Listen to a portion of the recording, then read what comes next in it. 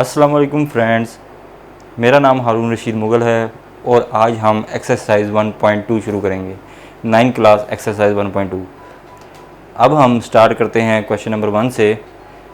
जैसा कि आपको तो पता चलूँ, from the following matrices identify unit matrices, row matrices, column matrices and null matrices.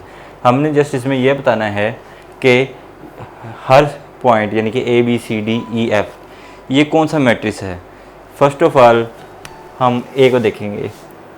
अब ए के अंदर देखें चारों एलिमेंट ज़ीरो हैं, इट्स मीन, और इसको हम कहेंगे A is a zero matrix. इसी तरह अब हम देखेंगे कि बी को, बी के अंदर एलिमेंट ज़ीरो नहीं है, पर अब ये चेक करेंगे कि ये रो फॉर्म में है क्योंकि ये 1 रो है, तो इसलिए हम इसको, उसमें कॉलम ज़्यादा है, रो एक है। जिसमें एक रो हो और कॉलम ज़्यादा हो तो इसको जस्ट हम कहते हैं रो मैट्रिक्स। तो अब हम इस तरह लिखेंगे B is a row matrix. अब हम देखते हैं सी वाले को। अब सी के अंदर 3 रो हैं और एक कॉलम है, इट्स मीन कि ये क्या होगा चेंज, इसको क्या हम लिखेंगे कि सी इज़ आ कॉलम मैट्रिक्स। अब हम चेक करेंगे डी को। डी में देखें 2 रो हैं और 2 कॉलम हैं, बट इसके साथ साथ ये भी देखें कि ये एक यूनिट या आइडेंटिटी मैट्रिक्स भी है, 1 0 1 1 और 0 0। इट्स मीन कि इसको आंसर आएगा, इसको हम कहेंगे ये आइडेंटिटी है। तो अब इसको हम ऐसे लिख सकते हैं। अब हम इसके बाद ई को देखते हैं।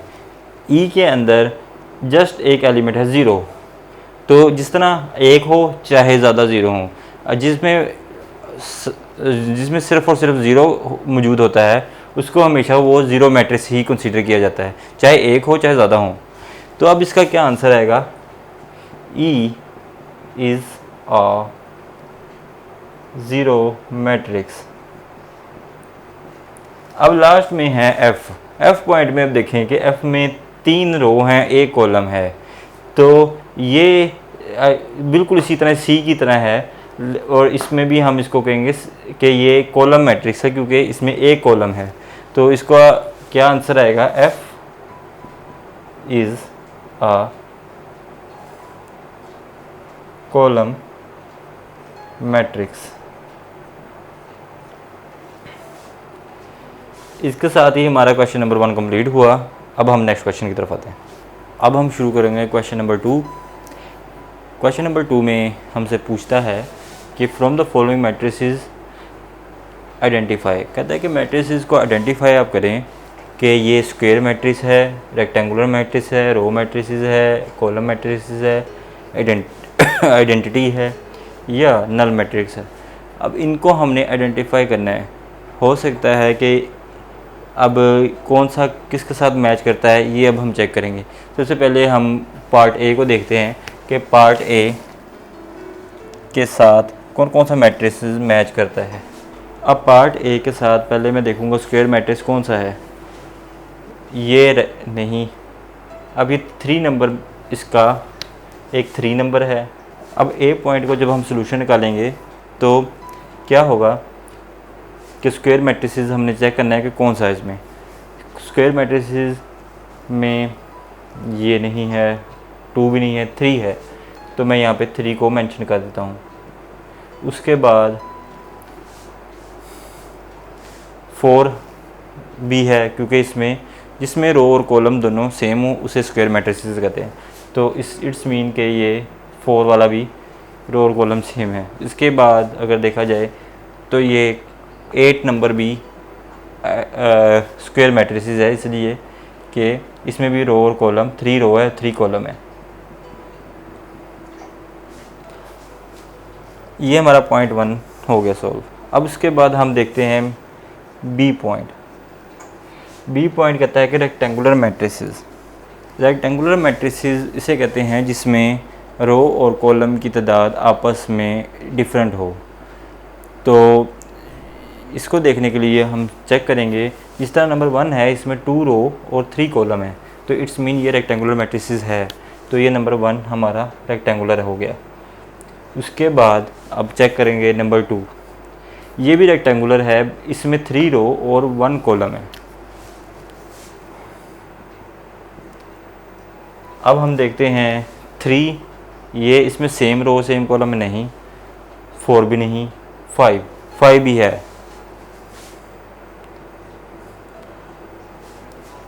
और इसके बाद चेक करें तो 6 भी है, और साथ साथ 7 में भी इसी तरह ही है कि 7 भी रेक्टेंगुलर मैट्रिक्स है। और इसके अलावा अगर ये देखा जाए 9 नंबर, 9 को भी हम रेक्टेंगुलर मैट्रिक्स इसलिए कहेंगे कि इसमें 3 रो और 2 कॉलम हैं। अब ये हमारा ए और बी का आंसर निकल आया। अब हम देखते हैं रो मैट्रिसेस कौन से हैं। रो मैट्रिसेस वो मैट्रिक्स होता है जिसमें सिर्फ एक रो हो, कॉलम चाहे जितने मर्जी हो, और लेकिन रो उसमें एक होनी चाहिए। फर्स्ट ऑफ ऑल पहले तीनों में देखें तो इसमें सब में रो ज़्यादा हैं। अब इस लाइन में देखते हैं, इस लाइन में जो पॉइंट नंबर 6 है, 6 पॉइंट इसलिए है कि 3, 10 और -1 की वैल्यू, ये रो मैट्रिसेस कंसीडर किया जाएगा क्योंकि इसमें एक रो है और 3 कॉलम है। तो ये हमारा 6 नंबर आ गया। इसके बाद 7 नंबर, ये भी नहीं, 8 भी नहीं और 10 भी नहीं। ये जस्ट सी वाला जो पॉइंट है वो एक ही है, वो है 6 नंबर।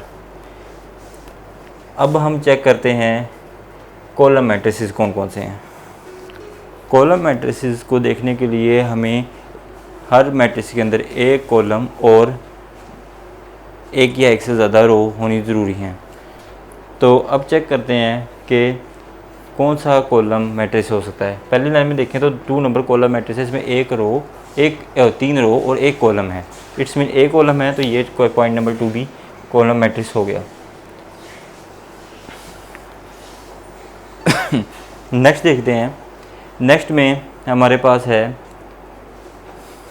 दूसरी लाइन में चेक किया नहीं, तीसरी लाइन में देखा तो ये जो 7 नंबर है ये हमारा कॉलम मैट्रिक्स है। 1 0 0 एक कॉलम और 3 रो। अब हम अगला पॉइंट देखते हैं, पॉइंट नंबर ई, आइडेंटिटी मैट्रिक्स। आइडेंटिटी मैट्रिक्स हमेशा उस मैट्रिक्स को कहते हैं जिसमें 1 0 और 0 1 या 1 इस फॉर्म में एलिमेंट मौजूद हों। तो यहाँ पे पहले मैं यहाँ पे मेंशन कर देता हूँ। आइडेंटिटी मैट्रिसेस में देखें तो पहली लाइन में नहीं, ये 4 नंबर पॉइंट आइडेंटिटी है क्योंकि इसमें 1 0 0 1 आ रहा है।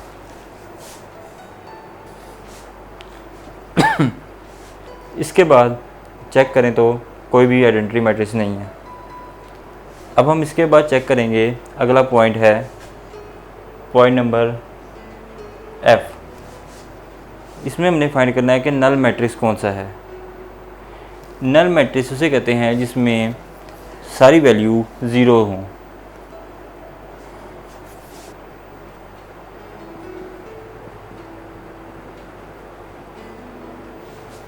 इसको हम नल मैट्रिक्स भी कह सकते हैं या ज़ीरो मैट्रिक्स भी कहते हैं।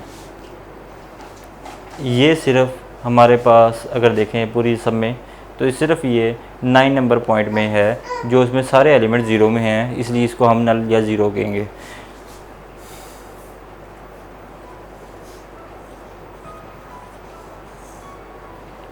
लेकिन स्टूडेंट्स, इसके साथ ही हमारा क्वेश्चन नंबर 2 कंप्लीट हुआ। तो अब हम इसके बाद अगले क्वेश्चन पे आते हैं। अब हम स्टार्ट करेंगे क्वेश्चन नंबर 3, जिसकी स्टेटमेंट है from the following matrices identify diagonal, scalar and unit identity matrices. अब इसमें हमसे पूछता ये है कि हमने तीनों को आइडेंटिफाई करना है, डायगोनल को अलग रखना है, कैटेगराइज करना है बेसिकली डायगोनल को, उसके बाद स्केलर को और आइडेंटिटी मैट्रिक्स यूनिट मैट्रिक्स को। सबसे पहले हम डायगोनल को तलाश करते हैं। यहाँ पे मैं एक कॉलम लिख देता हूँ। डायगोनल मैट्रिक्स इसमें से कौन कौन से हो सकते हैं चेक करने के लिए देखते हैं डायगोनल की कंडीशन क्या होती है। डायगोनल की ये कंडीशन होती है कि इसके डायगोनल में कोई भी एनी डिजिट हो और जिसमें 0 से लेके इन्फिनिटी तक कोई भी नंबर हो, और जो इसके इस पैरेलल में हमेशा 0 होना चाहिए। अब जिस तरह कि जैसे कि ए के अंदर 0 इधर 0 है और इधर कोई भी वर्ड है यानी कि 4 4 है, तो इट्स मीन ये डायगोनल है। ए भी हमारा डायगोनल हो गया। उसके बाद देखते हैं बी में भी इसी तरह ही दोनों साइडों पे 0 हैं और एक साइड और जो लेफ़्ट टू राइट जो सा 2 और 0 2 और -1 ये डायगोनल में डिजिट मौजूद हैं। इट्स मीन बी भी हमारा डायगोनल है। अब सी देखते हैं। सी के अंदर 1 1 और 0 0। जब 0 0 हमारी बेसिकली असल पहचान होती है कि 0 0 देखना ज़रूरी है, तो अब और यहाँ पे भी कोई डिजिट होना चाहिए। अब यहाँ पे क्या है, जब देख लिया तो हमारा आंसर सी आ गया। इसके बाद अब डी को देखते हैं। डी के अंदर 3 और 0 है, बेशक 0 है लेकिन यहाँ पे 3 है, तो इसमें इट्स मीन कि ये भी डायगोनल होगा क्योंकि यहाँ पे इसके ये अपनी कंडीशन पूरी कर रहा है डायगोनल के मुताबिक। तो अब इसको अब हम कहेंगे डी भी डायगोनल है। अब उसके बाद ई को देखते हैं। 5 - 3 जो सा होता है वो 2 होता है, और उसके बाद 1 + 1 ये भी 2 होता है, और यहाँ पे 0 0 आपस में मौजूद हैं।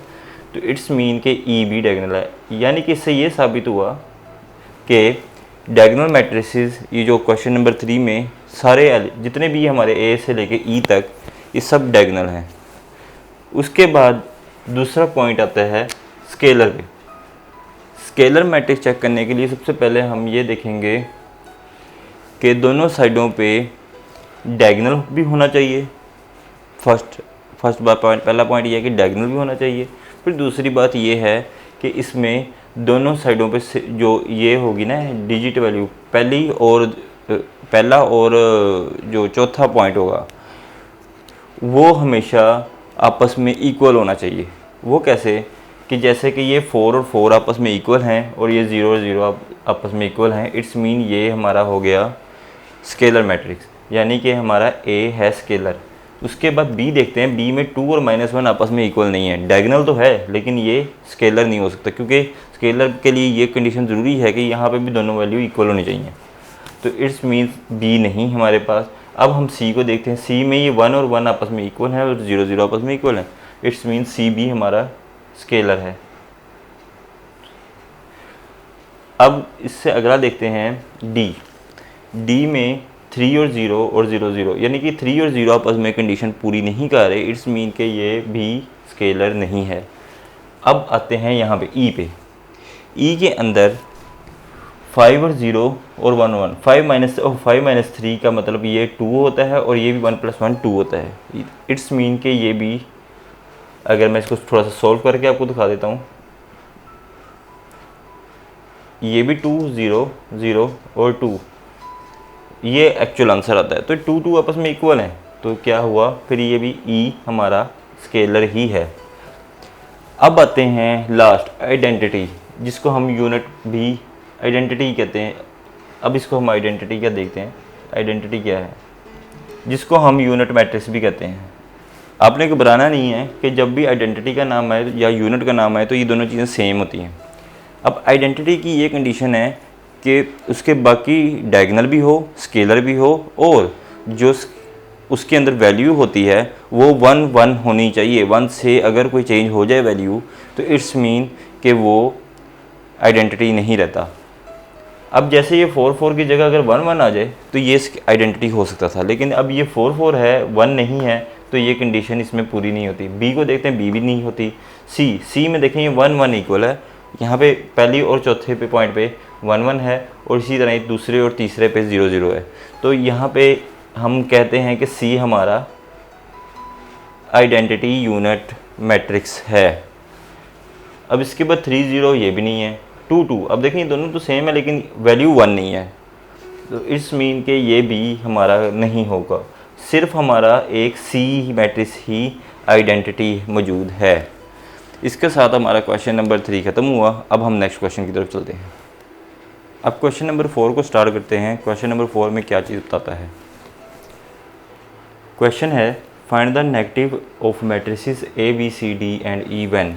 बेसिकली इस क्वेश्चन में जो आपको पूछ रहा है वो ये कह रहा है कि एक मैट्रिक्स है, उसका आपने नेगेटिव में फाइंड करना है। जैसे कि एक एग्जांपल आपको देता चलूँ कि अगर 4 का नेगेटिव किया है -4 और इसी तरह 5 का नेगेटिव किया है -5, अगर -4 का नेगेटिव किया होगा तो वो होगा +4।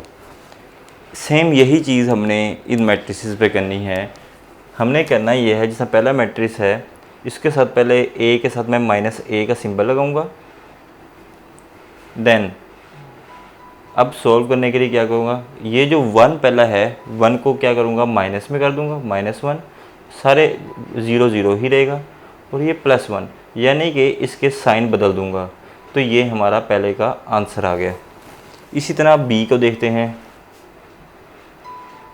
बी में भी सारे वैल्यूज़ साइन आपस में चेंज हो जाएंगे। अब -3 यहाँ पे माइनस का साइन लगाऊंगा बी के साथ, -3 +1 -2 -1, ये भी हमारे साइन चेंज हो गए। इसी तरह -c को देखते हैं। इसमें सारे पॉजिटिव हैं, अब ये सारे नेगेटिव हो जाएंगे। क्या होगा, -2 -6 -3 -2। अब आते हैं डी के बारे में। डी को भी ये देखें अगर, तो इसमें 2 माइनस में हैं और 2 प्लस में हैं।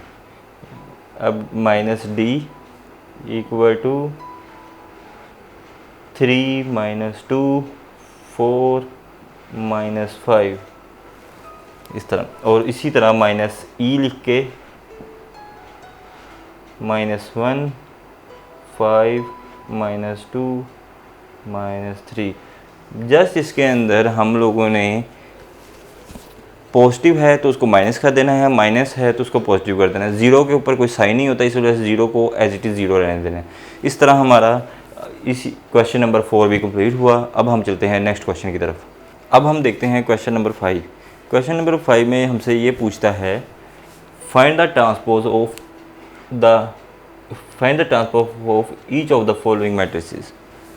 बेसिकली ट्रांसपोज आपको बताता चलूँ ट्रांसपोज होता क्या है। ट्रांसपोज ये होता है कि अगर कोई भी रो होगी तो वो हमने चेंज करके कॉलम में कन्वर्ट कर देनी है, और इसी तरह अगर कॉलम है तो वो एज इट इज़ रो में कंप्लीट कन्वर्ट कर देनी है। फॉर एग्जांपल अगर ये क्वेश्चन नंबर 5 में ए पार्ट है, इसमें देखें कि एक कॉलम है और 3 रो हैं, तो ये अब जब चेंज होंगी तो चेंज होने के बाद क्या होगा कि एक रो और 3 कॉलम हो जाएंगे, और ये रो को हम कॉलम में तब्दील कर देंगे। कैसे कि सबसे पहले हम लिखने के लिए ए का टी लिखेंगे, टी का मतलब ट्रांसपोज, छोटा सा मैंने टी लिखा है। अब देखें पहले 0, फिर उसके बाद 1 कॉलम में था, नीचे था, अब हम राइट पे लिख देंगे 1, फिर इसी तरह -2, तो -2 भी इधर, ये इसका ट्रांसपोज आ गया। अब बी को देखते हैं। अगर बी के ऊपर भी इसी तरह छोटा सा एक टी लिख देंगे और साथ इसको, अब ये देखें ये रो पहला 5 है, मैंने 5 लिख दिया। अब ये इसके आगे है तो इट्स मीन आगे का मतलब था ये अगले कॉलम में था, तो अब हम इसको कन्वर्ट कर देंगे रो में, नीचे लेंगे, यहाँ पे 1 आ जाएगा और ये -6 आ जाएगा, यानी कि ये ट्रांसपोज हो गया। अब इससे अगले पॉइंट को देखते हैं सी को। इसी तरह सी टी लिख के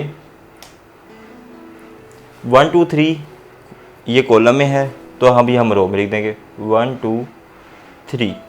इसी तरह 2 -1 0 ये कॉलम में है तो इसको भी हम रो में लिख देंगे, नीचे वाली में 2 -1 एंड 0। ये हमारा सी का भी ट्रांसपोज आ गया। अब हम डी को देखते हैं। डी में 2 3 0 5, इसके ऊपर छोटा सा टी लगाना मत भूलिएगा। ये जो मैं छोटा सा ऊपर टी लिखता हूँ इसका मतलब होता है ट्रांसपोज, ये इसका सिंबल है ट्रांसपोज का। अब इसको जब करेंगे 2 और 0 ये यहाँ पे आ गए और 3 और 5 यहाँ पे आ गए, ये 2 3 और 5 इधर आ गए और 2 और 0 यहाँ पे आ गए। इसी तरह ई के ऊपर भी ट्रांसपोज देख लेते हैं। अब ये 2 -4 है तो ये रो में कन्वर्ट कर दे देंगे, 2 -4 रो में आ गया। 3 और 5 है और ये भी दूसरी सेकंड रो में आ गया, 3 और 5। अब F का ट्रांसपोज देखते हैं, 1 और 2, इसका रो, अगर आप रो देख लें या कॉलम देख लें, आपने उसका चेंज करना होता है हमेशा। अगर 1 और 2 ये है पहले में रो में, तो इसका कॉलम क्या होगा, 1 और 2। 3 और 4, अब ये यहाँ पे आ गया 3 और 4।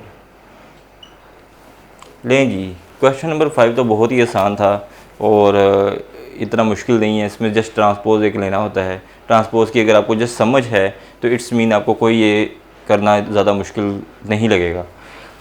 अब हम चलते हैं क्वेश्चन नंबर 6 पे।